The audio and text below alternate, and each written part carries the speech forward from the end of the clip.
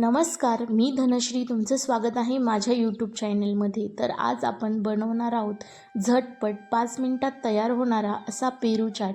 हा पेरू चाट उन्हाळ्यामध्ये तोंडाची चव वाढवणारा आहे. तर एकदा नक्की ट्राय करा. हा पेरू चाट 2 ते 3 मिनिटात अवघ्या तयार होतो. तर हा पेरू चाट बनवण्यासाठी मी इथं स्वच्छ 3 पेरू धुवून घेतलेले आहेत. हे पेरू आमच्या घरच्या झाडाचे आहे, त्यामुळे याची साईज छोटी. याची साईज दिसत आहे, पण हा पेरू चिरला की आतमधून खूप सॉफ्ट आहे आणि खायलाही खूप सॉफ्ट आहे. तर हा पेरू आपण कट करून घेणार आहोत. पाहिलं ना, कट केल्याच्या नंतर हा पेरू आतून किती सॉफ्ट दिसत आहे आणि कटही किती इझी होत आहे.